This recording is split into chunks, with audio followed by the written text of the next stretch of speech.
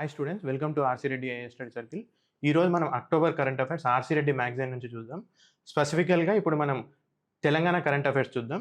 దీంట్లో ఈ మ్యాగజైన్లో 50 MCQs included అయి ఉంటాయి. ఈ మ్యాగజైన్ మీరు టెలిగ్రామ్ ఛానల్లో అవైల్ చేసుకోవచ్చు. టెలిగ్రామ్ ఛానల్ లింక్ డిస్క్రిప్షన్లో ఉంటుంది, మీరు చూసుకోవచ్చు. సో ఇప్పుడు మనం ఫస్ట్ టాపిక్ డిస్కస్ చేస్తాము. సో బతుకమ్మకి 2 గిన్నిస్ వరల్డ్ రికార్డ్స్ వచ్చాయి. ఇది 9 days సెలబ్రేట్ చేసుకుంటారనమాట. డిఫరెంట్ డేట్స్లో డిఫరెంట్ నేమ్స్తో ఈ బతుకమ్మని పిలుస్తారు. ఇది ఫస్ట్ నేమ్ ఎంగిలిపూల బతుకమ్మ, లాస్ట్ రోజు సద్దుల బతుకమ్మ అంటారు. సో మధ్యలో అలిగిన బతుకమ్మ రోజు మాత్రం బతుకమ్మ ఆడరు అనమాట. సో దీనికి 2 గిన్నిస్ వరల్డ్ రికార్డ్స్ వచ్చాయి. సో ఒకటి largest number of women who participated in Bathukamma. So 1300 odd women Bathukamma ఆడారు. ఇంకొకటి 70 tons ఆఫ్ బతుకమ్మ పూలు యూజ్ చేశారు. 11 feet వైడ్ పూలు అండ్ 63 feet హైట్. సో ఈ 2 దానిలకు మనకు గిన్నిస్ వరల్డ్ రికార్డ్ వచ్చింది బతుకమ్మకు. సో ఇది state festival of Telangana. Bathukamma అంటే మదర్ గాడెస్ కమ్ అలైవ్ అనమాట. సో ఉమెన్ వాళ్ళ పుట్టింటికి వెళ్తారు, వాళ్ళ హస్బెండ్ యోగక్షేమాల గురించి పూజ చేస్తారనమాట. సో 9 days తర్వాత బతుకమ్మ నిమజ్జనం చేస్తారు. ఆ పూలని నిమజ్జనం చేసేది మెన్ అనమాట. సో ఉమెన్ కాదు, ఇది గుర్తుపెట్టుకోవాలి. క్వశ్చన్ కూడా మెన్ నిమజ్జనం చేస్తారా, ఉమెన్ నిమజ్జనం చేస్తారా అని క్వశ్చన్ అడగొచ్చు. సో దాంతోపాటు మనకు ఇంకా ఉమెన్ బతుకమ్మ 9 days అయిపోయిన తర్వాత పసుపుతోని మనకు బతుకమ్మలో పసుపుతోని గౌరమ్మని పూజ చేస్తారు. ఆ పసుపుతోని దాన్ని మనకు కుంకుమగా యూస్ చేసి ముత్తైదులకు ఇస్తారనమాట. అప్పుడు ఇచ్చేటప్పుడు దాన్ని ఇస్తినమ్మ వాయనం, పుచ్చుకుంటినమ్మ వాయనం అని అంటారు. సో ఇది బతుకమ్మ గురించి స్టేట్ ఫెస్టివల్. ఇప్పుడు సెకండ్ టాపిక్ వచ్చేసి కాళేశ్వరం బ్యారేజ్ అనమాట. కాళేశ్వరం బ్యారేజ్ కొంచెం కుంగిపోవడం జరిగిందనమాట డిఫరెంట్ ప్లేసెస్ దగ్గర, మేడిగడ్డ దగ్గర, అన్నారం, సుందిళ్ళ దగ్గర. సో కాళేశ్వరం మన గోదావరి మీద ఉంది కదా. సో ఈ గోదావరి, వేన్గంగా, వార్ధ 2 కలిపి ఇక్కడ గోదావరిలో కలుస్తాయి అనమాట. దాని తర్వాత ప్రాణహిత కలుస్తుంది. ప్రాణహిత కలిసిన తర్వాత మనకు వాటర్ ఎక్కువ ఉంటుంది. సో దాని దగ్గర మనం వాటర్ని బాగా యూటిలైజ్ చేసుకోవాలి అనుకొని మనం మేడిగడ్డ బ్యారేజ్ ఇక్కడ కడతాం అనమాట. సో మేడిగడ్డ నుంచి మనం లిఫ్ట్ ఇరిగేషన్ ద్వారా వాటర్ అన్నారానికి పంపిస్తాం, అన్నారం నుంచి సుందిళ్ళకు పంపిస్తాం అనమాట. సో ఇక్కడ ప్రత్యేకత ఏంటంటే వాటర్ రీసైకిల్ అవుతుంది అనమాట. ఇక్కడ యూజ్ చేసిన వాటర్ మళ్ళీ ఇక్కడికి వెళ్తుంది, మళ్ళీ ఇక్కడ నుంచి మళ్ళీ ఇక్కడికి వస్తుంది అనమాట. సో వాటర్ రీసైకిల్ అవుతుంది. ఇది ఈ కాళేశ్వరం గొప్పతనం అనమాట. సో ఇక్కడ మేడిగడ్డ, ఈ అన్నారం, సుందిళ్ళ దగ్గర మనకు బ్యారేజ్ కుంగిపోయిందని చెప్తున్నారనమాట. నేషనల్ డ్యామ్ అథారిటీ వాళ్ళు కూడా ఇదే చెప్తున్నారు.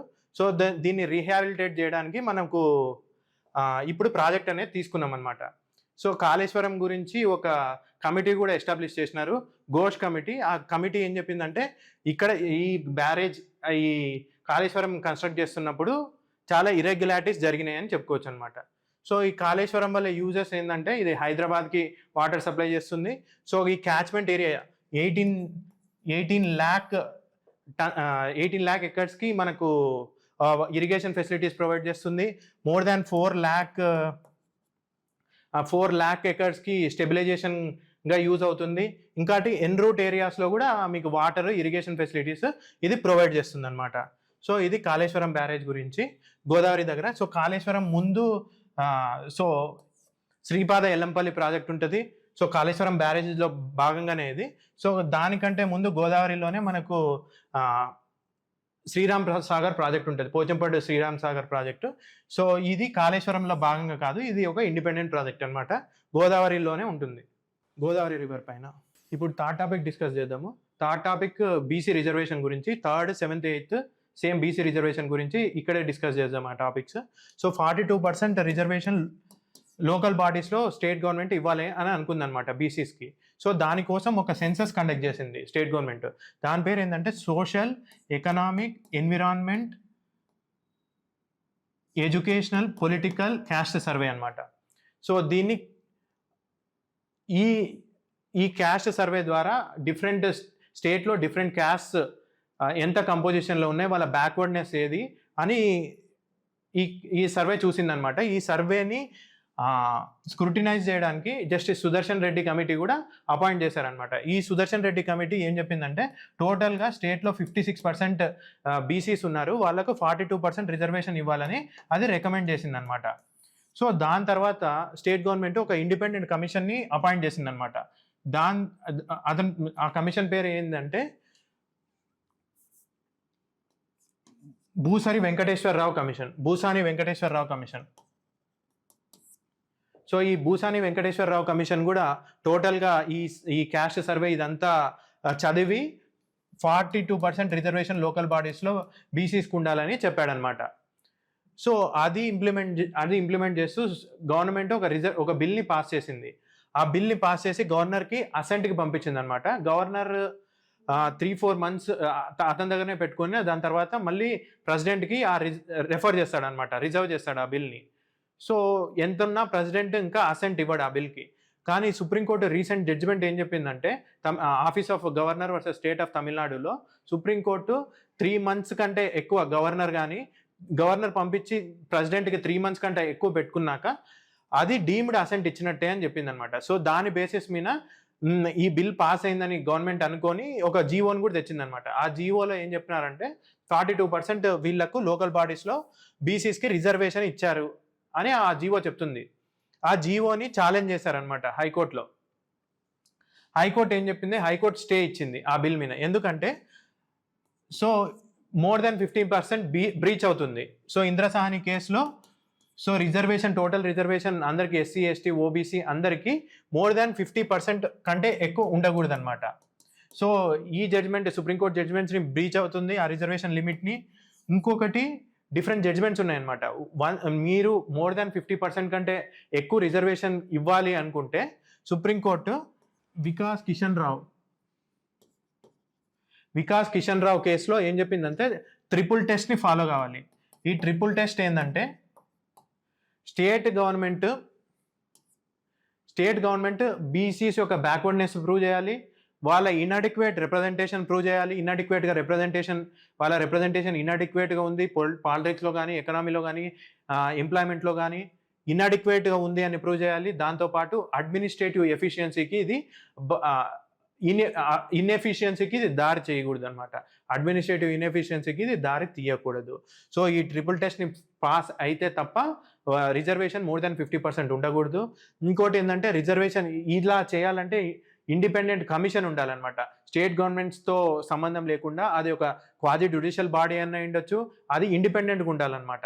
దానికి సివిల్ కోర్ట్ పవర్స్ ఉండాలి. సో ఇట్లాంటి ఇండిపెండెంట్ కమిషన్ అది సర్వే చేసి అది బ్యాక్వర్డ్నెస్ ప్రూవ్ చేస్తే అప్పుడు కానీ రిజర్వేషన్ బ్యాక్వర్డ్ క్లాసెస్కి లేకపోతే more than 50% ఉండకూడదని ఈ జడ్జ్మెంట్ చెప్తుంది. సో ఇంకో జడ్జ్మెంట్ ఉందన్నమాట కృష్ణమూర్తి కేసు.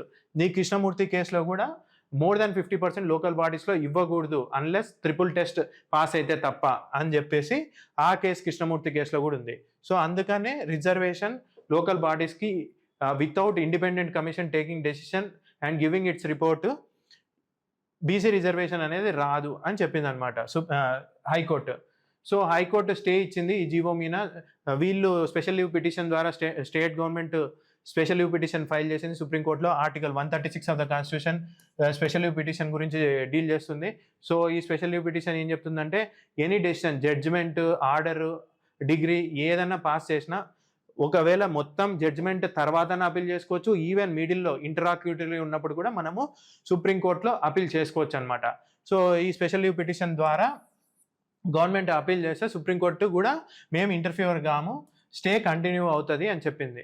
సో ఒకవేళ కావాలి అనుకుంటే 42% మీరు ఇచ్చుకోవచ్చు, కానీ స్టాట్యూటరీ బేస్ మీద ఒక స్టాట్యూట్ క్రియేట్ చేసి ఇవ్వడానికి వీల్లేదు. ఎందుకంటే సుప్రీంకోర్టు జడ్జిమెంట్ ఇంద్రసాని కేసులో 50% కంటే బ్రీచ్ అవుతుంది కాబట్టి. సో ఇప్పుడు మనకు అది ఒకవేళ 42% ఇస్తే 62% రిజర్వేషన్ అవుతుంది అనమాట. సో 42% బీసీస్కి, 15% ఎస్సీస్కి, 6% మామూలుగా ఎస్టీస్కి ఉండే. స్టేట్ డివైడ్ అయిన తర్వాత వాళ్ళ పాపులేషన్ బేసిస్లో 6 నుంచి 10%కి ఇంక్రీజ్ చేశారు. టోటల్ 67% అవుతుంది కాబట్టి ఇది more than 50% రీచ్ అవుతుంది కాబట్టి దీన్ని ఇంప్లిమెంట్ చేయలేము అని సుప్రీంకోర్టు చెప్పిందనమాట. సో ఇప్పుడు మరి ఇంకా ఇండిపెండెంట్ కమిషన్ దీనికి మోర్ పవర్స్ ఇస్తూ భూసాని వెంకటేశ్వరరావు కమిషన్ని రీవ్యాంప్ చేశారు. అది కూడా దాని రిపోర్టు సబ్మిట్ చేసింది అనమాట గవర్నమెంట్కి. దీని బేసిస్ మీద కూడా మళ్ళీ అపీల్ చేయొచ్చు గవర్నమెంట్. సో ఇది 3rd, 7th, 8th. ఇప్పుడు 4th టాపిక్ అనమాట. సో వరంగల్, నల్గొండలో టీ హబ్స్ ఎస్టాబ్లిష్ చేస్తామని గవర్నమెంట్ చెప్తుందన్నమాట. హైదరాబాద్లో టీ హబ్ ఎలా ఉందో, సో స్టార్టప్స్ని నర్చర్ చేయడానికి, వాళ్ళకు మెంటర్షిప్, ఇంక్యుబేషన్ ఫెసిలిటీస్ ప్రొవైడ్ చేయడానికి సేమ్ అదేవిధంగా నల్గొండలో, వరంగల్లో కూడా మనకు టీ హబ్ని ఎస్టాబ్లిష్ చేస్తామని చెప్తుందన్నమాట. యాక్చువల్లీ ఇక్కడ ఏం జరుగుతుందంటే వాళ్ళకు మెంటర్షిప్, ఏమన్నా వాళ్ళకి ఇష్యూస్ ఉన్న డిఫరెంట్ స్టార్టప్స్కి వాళ్ళకు అక్కడ వాళ్ళ ప్రాబ్లమ్స్ అన్నీ అడ్రస్ చేయడము, మెంటర్షిప్ ప్రొవైడ్ చేయడము, సో నెట్వర్కింగ్ ఫెసిలిటీస్, ఏమన్నా కంపెనీస్తో ఫండ్స్ కావాలనుకున్నా కానీ, డిఫరెంట్ స్టార్టప్స్తో వాళ్ళు కొలాబరేట్ కావాలనుకున్నా కానీ, సో ఇట్లాంటి ఫెసిలిటీస్ అన్నీ టీ హబ్స్లో ప్రొవైడ్ చేస్తారు. ఈ టీ హబ్స్లో భాగంగా Mahatma Gandhi university, Kakatiya university memorandum of understanding చేశాయన్నమాట గవర్నమెంట్తో. ఇప్పుడు మనం 5th టాపిక్ డిస్కస్ చేద్దాము. సో 5th టాపిక్ ఏంటంటే టీ స్క్వేర్ అనమాట. సో న్యూయార్క్లో టైమ్ స్క్వేర్ ఎట్లా ఉందో, ఇక్కడ కూడా మన తెలంగాణలో, హైదరాబాద్లో కూడా టీ స్క్వేర్ని ఎస్టాబ్లిష్ చేద్దామని అనుకుంటుంది అనమాట గవర్నమెంట్. సో టీ స్క్వేర్లో ఏమేమి ఉంటాయంటే డిజిటల్ బిల్ బోర్డ్స్, అంటే మనకు న్యూయార్క్లో టైమ్ స్క్వేర్లో డిజిటల్ బోర్డ్స్ కనిపిస్తాయి కదా, మన బర్త్డే పార్టీ కన్నా కానీ, సో డిఫరెంట్ ఈవెంట్స్ కానీ మనం డబ్బులు ఇస్తే అక్కడ డిస్ప్లే అవుతుంటాయి అనమాట. సో అలాంటిది ఇంక్యుబేషన్ సెంటర్స్, స్టార్టప్స్కి మనం టీ హబ్ లాగా ఇక్కడ కూడా స్టార్టప్స్కి ఏమన్నా మెంటర్షిప్ ఫెసిలిటీస్ కానీ, ఇంక్యుబేషన్ ఫెసిలిటీస్ కానీ ఇక్కడ ప్రొవైడ్ చేయడానికి, సో ఏఐ హబ్గా కూడా దీన్ని డెవలప్ చేద్దాం అనుకుంటున్నారు. సో ఇది మొత్తం సో A to Z ఉండేలాగా, so tourism, entertainment, business activity, AI related activities ఇక్కడ అంతా ప్రమోట్ చేద్దామని గవర్నమెంట్ అనుకుంటుంది అనమాట. ఇది రాయదుర్గ్ దగ్గర, నాలెడ్జ్ సిటీ దగ్గర దీన్ని పెట్టాలని గవర్నమెంట్ అనుకుంటుంది అనమాట. దీన్ని Telangana state industrial infrastructure corporation different information and communication డిపార్ట్మెంట్తో కలిపి ఎస్టాబ్లిష్ చేయాలని గవర్నమెంట్ అనుకుంటుంది అనమాట. సో ఇప్పుడు 8th టాపిక్ డిస్కస్ చేద్దాం. తెలంగాణలో record level food gain protection జరిగిందనమాట. 148 lakh metric tons food gain protection అనేది జరిగిందనమాట. సో ఇది ఖరీఫ్ సీజన్లో. సో ఖరీఫ్ అంటే June to September. So different crops ఏమేమి గ్రో చేస్తాం ఖరీఫ్ సీజన్లో అనేది మనకి ఇచ్చాడు. సో రైస్, మైజ్, జావరు, సో ఇట్లాంటివన్నీ మనం గ్రో చేస్తాం అనమాట ఖరీఫ్ సీజన్లో. Next 9th topic. So Devadula project మనకు సూర్యాపేట్కి ఎక్స్పాండెడ్ ఇరిగేషన్ ఫెసిలిటీస్ ప్రొవైడ్ చేస్తుంది అనమాట. సో ఇక్కడ పోజంపాడు శ్రీరామ్ సాగర్ ప్రాజెక్టు, దేవాదుల ప్రాజెక్ట్ గురించి డిస్కస్ చేశాడు. ముందు చూసినాం మనం గోదావరి దగ్గర పోచంపాడు శ్రీరామ్ సాగర్ ప్రాజెక్టు. ఈ శ్రీరామ్ సాగర్ ప్రాజెక్టు మనకు గోదావరి పైన ఉంటుంది. గోదావరి పైన మనకు డిఫరెంట్ డిస్ట్రిక్ట్స్కి ఇది ఇరిగేషన్ ఫెసిలిటీస్ ప్రొవైడ్ చేస్తుంది. సో కరీంనగర్, ఖమ్మం, ఆదిలాబాదు, సో నిజామాబాదు, ఈ ఏరియాస్కి మనకు Sriram Sagar project catchment area అనమాట. సో ఇరిగేషన్ ఫెసిలిటీస్ ఆ ఏరియాకి ప్రొవైడ్ చేస్తుంది. నెక్స్ట్ దేవాదుల ప్రాజెక్టు మనకు ఇది కూడా గోదావరి మీదనే ఉంటుంది. సో అది జస్ట్ బ్యారేజ్, డ్యామ్ లాంటిది. ఇది మాత్రం లిఫ్ట్ ఇరిగేషన్ ప్రాజెక్టు. ఈ లిఫ్ట్ ఇరిగేషన్ ప్రాజెక్టు గోదావరి నుంచి మనకు లిఫ్ట్ చేసి వాటర్ మనకు ములుగు, జయశంకర్, భూపాలపల్లి, వరంగల్, హన్మకొండ, ఈ ఏరియాస్కి మనకు Devadula project irrigation facilities provide చేస్తుంది అనమాట. సో ఈ ప్రాజెక్ట్ గురించి ఇప్పుడు దాన్ని సూర్యాపేటకు కూడా ఎక్స్టెండ్ చేశారు, దాని ఇరిగేషన్ కవరేజ్. ఈ ఏరియాస్ మొత్తం అప్లాండ్ ఏరియాస్లో ఉంటాయి, అందుకనే లిఫ్ట్ ఇరిగేషన్ ప్రాజెక్ట్ యూస్ చేశారు. So semi arid, dry areas, drought prone areas అనమాట. సో ఒకవేళ ఈ దేవాదుల ప్రాజెక్ట్లో వాటర్ లేకుంటే దీన్ని సమ్మక్క సారక్క బ్యారేజ్ ఉంటుందన్నమాట. ఆ బ్యారేజ్లో వాటర్ స్టోర్ చేసి మాన్సూన్ సీజన్లో, ఈ దేవాదుల మాన్సూన్ లేని సీజన్లో ఈ దేవాదుల ప్రాజెక్ట్లో వాటర్ ప్రొవైడ్ చేస్తారనమాట ఇక్కడ నుంచి, ఈ బ్యారేజ్ నుంచి. సో తద్వారా ఇరిగేషన్ ఫెసిలిటీస్ ఆ ఏరియాలో ఎప్పటికీ ఉండేలాగా అవకాశం ఉంటుందన్నమాట. ఇప్పుడు 10th topic. So green India ఛాలెంజ్లో భాగంగా మనకు కొల్లం అనే ఆదివాసీ ట్రైబ్స్ ఆసిఫాబాద్, ఆదిలాబాద్ ఈ ఏరియాస్లో ఉంటారు. వీళ్ళకు బ్యాంబూ మీద ఎక్కువ డిపెండ్ అవుతుంటారు అనమాట. ఇది పైలట్ బ్యాంబూ ప్రాజెక్ట్ అనేది గ్రీన్ ఇండియా ఛాలెంజ్లో భాగంగా ఇది స్టార్ట్ చేసామన్నమాట. ఇక్కడ ఏంటంటే ఆ ఏరియా ఎన్విరాన్మెంటల్ డిగ్రేడేషన్ కాకుండా ఉండడానికి, లైవ్లీహుడ్ ప్రొవైడ్ చేయడానికి ఈ గ్రీన్ ఇండియా ఛాలెంజ్ అనేది యూజ్ అవుతుంది. సో వీళ్ళు ఈ కొల్లం ఆదివాసీస్ బ్యాంబూస్ మీద చాలా డిపెండ్ అయి ఉంటారు for basket making, different activities కోసం బ్యాంబూ మీద డిపెండ్ అయి ఉంటారు. కానీ ఇప్పుడు ఈ ఎన్విరాన్మెంట్ డిగ్రేడేషన్ వల్ల ఈ బ్యాంబూ అనేది దొరకకుండా ఉంటుంది. వాళ్ళు 6 to 7 kilometers ట్రావెల్ చేయాల్సి ఉంటుంది అనమాట వాళ్ళు బ్యాంబూ కోసం. సో ఇక్కడ ఈ ప్రాజెక్ట్ కింద బ్యాంబూ రివైవల్, ప్లాంటేషన్ రివైవల్ చేస్తారు. సో ఆ బ్యాంబూ వల్ల వీళ్ళకి లైవ్లీహుడ్ యాక్టివిటీస్ ఉంటాయి, ఇంకా ఎన్విరాన్మెంటల్ రిస్టోరేషన్ వర్క్స్ కూడా జరుగుతాయి, సాయిల్ స్టెబిలైజేషన్ ఎఫెక్ట్స్ దీనివల్ల ఉంటాయి. సో ఈ మల్టీఫ్లేరియస్ బెనిఫిట్స్ ఉన్నాయి కాబట్టి మనకు ఇది ఈ ప్రాజెక్ట్ని మనము వీళ్ళ ట్రెడిషనల్ లైవ్లీహుడ్స్ రివైవ్ చేస్తుంది అని చెప్పుకోవచ్చు. సో దాంతోపాటు ఈ ప్రాజెక్ట్ ఎక్కడ ఉందంటే మూలగట్టు విలేజ్, ఆదిలాబాద్ మండలం మూలగట్టులో మనం ఈ ప్రాజెక్ట్ని ఇంప్లిమెంట్ చేస్తాం అనుకుంటున్నాము. సో కొల్లాం అనేది ఒక PVTG particularly vulnerable tribal group. వీళ్ళు ఆంధ్రప్రదేశ్, తెలంగాణ, మధ్యప్రదేశ్ ఈ ఏరియాలో ఉంటారు. వీళ్ళు మాట్లాడే భాష ఎథ్నో ద్రవిడికల్ లాంగ్వేజ్ అనమాట, ద్రవిడియన్ లాంగ్వేజ్. సో ఇప్పుడు 11th టాపిక్ అనమాట. So 11th topic AP reorganisation act 2014 గురించి డిస్కస్ చేస్తుంది. షెడ్యూల్ 10 అనమాట. షెడ్యూల్ 10లో ఎడ్యుకేషనల్ ఇన్స్టిట్యూషన్స్ ఉన్నాయి. ఈ షెడ్యూల్ 10లో మోర్ దాన్ 107 ఎడ్యుకేషనల్ ఇన్స్టిట్యూషన్స్ దీంట్లో ఉన్నాయన్నమాట. ఇవి రెండిటికి, ఏపీకి తెలంగాణకి రెండిటికి ఎడ్యుకేషనల్ ఫెసిలిటీస్ ప్రొవైడ్ చేస్తుంది. సెక్షన్ 75 ఏం చెప్తుందంటే ఏపీ రీఆర్గనైజేషన్ యాక్ట్లో రెండిటికి ఎడ్యుకేషనల్ ఇన్స్టిట్యూషన్స్ ఏపీకి తెలంగాణకి ప్రొవైడ్ చేయాలి. వితిన్ 1 ఇయర్లో ఏపీ తెలంగాణ గవర్నమెంట్ ఇది ఎవరెవరికి ఈ ఎడ్యుకేషనల్ ఇన్స్టిట్యూషన్స్ చెందుతాయి అని వాళ్ళు డిసైడ్ అవ్వాలన్నమాట. ఒకవేళ వాళ్ళు డిసైడ్ కాకుంటే సెంట్రల్ గవర్నమెంట్ వితిన్ 1 ఇయర్లో ఎవరికి ఇవి చెందుతాయి అనేది సెంట్రల్ గవర్నమెంట్ డిసైడ్ చేస్తుంది అనమాట. కానీ ఇన్నేళ్ళు అయినా కానీ ఇంకా ఏం డిసిషన్ తీసుకోలేదు. సో దీనివల్ల ఏంటంటే ఆ ఎడ్యుకేషనల్ ఇన్స్టిట్యూషన్ మీద ఓవర్ సైట్ అనేది కరువు అవుతుంది. ఆ ఎడ్యుకేషనల్ ఇన్స్టిట్యూషన్స్ ఏ పర్టికులర్ ఏరియాలో ఉన్నా ఆ పర్టికులర్ స్టేట్కే అది బిలాంగ్ అవుతుంది. సో దాని ఓనర్షిప్, దాని అసెట్స్ అండ్ లయబిలిటీస్, వాళ్ళకు ఎవరు ఇవ్వాలి పెన్షన్స్, శాలరీస్, ఇవన్నీ డిసైడ్ కావాలంటే ఈ ఎడ్యుకేషనల్ ఇన్స్టిట్యూషన్స్ ఎవరికి చెందుతాయి అనేది ఇంపార్టెంట్. ఇప్పుడు సెంట్రల్ గవర్నమెంట్ స్టేట్ గవర్నమెంట్స్ ఏపీకి తెలంగాణకి నోటీస్ పంపించింది అనమాట, దీని గురించి డిస్కస్ చేద్దామని చెప్పి. సో అది ఇది. సో ముందు ministry of home affairs notice పంపించింది అనమాట 2 స్టేట్స్కి. So examples serifed educational institutions, so different institutions. Serifed ఒకటి, construction fed, construction workers welfare board. So ఇవన్నీ దాంట్లో భాగంగా ఉంటాయి అన్నమాట. ఇప్పుడు 12th topic. So Eturu Nagaram wild life శాంచురీలో moth and butterfly census conduct చేస్తున్నారు. సో ఈ మాత్ అండ్ బటర్ఫ్లై సెన్సెస్ ఎవరు కండక్ట్ చేస్తున్నారంటే moth society of Telangana, wild life conservation society of Telangana and WWF wild life fund India వాళ్ళు.